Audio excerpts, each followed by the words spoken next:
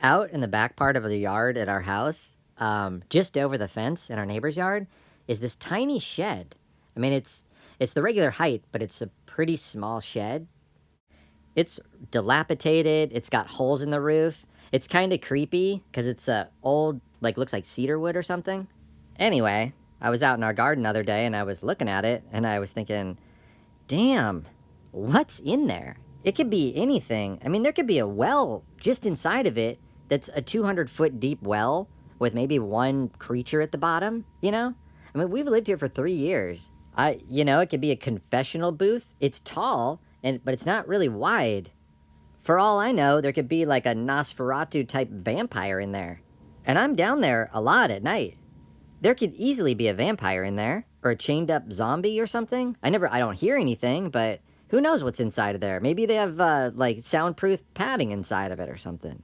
I'm just spitballing possible ideas here. Who knows what could be in there? But I'm telling you right now, something's in that creepy shed. Take your pick. Time travel portal, aliens, I don't know. Something's going on with that shed. I don't want anyone to worry their pretty little head about it, though. I'll keep an eye on it. Consider that shed under 24-hour surveillance from now on, folks. I got it covered. What's your 20? If I see a spirit fly out of this thing, I'll get you updated here. Got it? Roger that. Our regular listeners know that I live with 3 ducks, named after the characters in The Big Lebowski. Donnie, the dude, and Walter. They've been fighting lately, and one of them got really beat up. It's ruthless. They're going after each other's necks. And their weapon of choice is their bills. I mean, it's less sharp than a butter knife. I just have to be honest. It's just stupid. It's the animal kingdom, I know, and you got competition and you got defenses, but these guys don't have the tools to fight. Anyway, the other day I was out there, it was raining, I was on this little undercover area that we have, and I was drinking a fucking beer, hanging out with these guys, and they're nipping at each other's butts now. I said, oh, look, mate, you're fucking looking a little bit gay out there, you know what I mean? I said it as a joke, and then I looked around and I was like, oh, hopefully no one heard me. I don't know how serious people take this shit. Don't want to hurt anyone's feelings, but more importantly, I don't want to hear a lecture about it. For the record, I am cool with all creeds, sex, fucking colors, whatever. I am cool with all of it. Your religion, whatever the fuck you want to believe. I accept you for 100% of what you are. So take that and shove it in your cake hole. So anyway, I followed up with the disclaimer to the ducks. I said, hey, you're all nipping at each other's butts. It's coming off as a little bit gay. Not that there's anything wrong with that, took it from Seinfeld. And then I said, dude, my fucking grandpa's gay. I mean, I'm cool with it. Guess what? I have 3 uncles that are gay. I've been cool with it my entire life, okay? So take that, all right? Okay, I think we established that Huxley ain't no homophobe, even though no one asked. I keep running into this quote by one of my heroes, Carl Jung. If you don't know who that is, a fucking world-famous psychologist.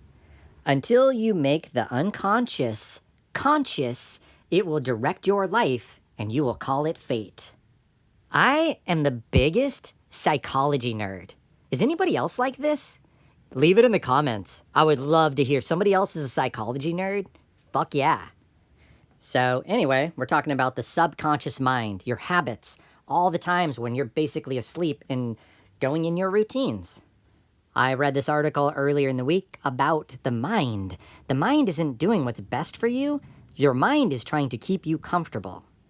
So if your comfort is in chaos, like if you had a chaotic upbringing and trauma, your comfort level is going to be in chaos. Your mind is going to keep delivering it to you because it thinks that's what you want.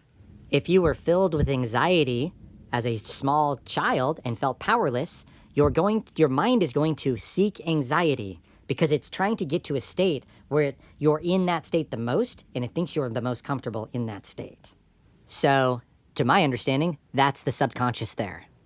It's a habit and it's on autopilot. Until awareness is brought to that feeling and there's some consciousness added, until a change occurs, nothing will change. Seeing that feeling and saying, this isn't real, I'm safe, I'm fine, you start to dissolve your connection with that feeling, and a new feeling takes its place. All right, disclaimer time. You're talking to a squirrel. I don't know really anything about psychology, so take everything I just said with a grain of salt. I am going to tell you this, though, because it might benefit somebody. I had an extremely revved up nervous system. Who am I kidding? I still do. But over the course of this year, my nervous system has gotten a lot calmer. My mind has gotten clearer as a result. All these things are really starting to sink in now. One does not have control of what is happening, only their reaction to what is happening. Detachment, especially from triggers and traumas, is the only control that we have. That's reaction, right? Oh. Past traumas lived over and over again in the present moment. I'm just messing with you guys. All right, I'm going to leave you guys with one fun story, if I can think of one. Because talking about all this psychology stuff, I could save that for group on Wednesday. Okay, so the other day I was out in our garden in the back, the sacred ground back there. And there's this neighbor, this real uptight, he's just fucking got a stick up his ass. I don't know why, but, I tried to wave at him one time and he's not gonna wave, you know what I mean? So I came to learn later that this guy's just real uptight, and I don't need to know this guy. So he's hanging out kind of by our fence, and I noticed some of my flowers wilting because it's fucking energy. I said, "Yo, man, step back, mind the daffodils." He said, "Huh?" I got to admit it, my green thumb came out. I said, "Mind the fucking daffodils, dude. Look, your energy's fucking wrecking them." He just sat there and stared for a minute. I said, "Yo, take a gander. Your energy's doing that. Look at them wilt." I said, "You're doing that. How does that feel?" "Making flowers wilt. You should be ashamed of yourself. Stay away from my daffodils." He just kind of said, "Huh, that's what my wife says." The dude's disgusting energy is fucking wilting my daffodils, They turned away, for Christ's sakes. My neighbor's a real piece of work.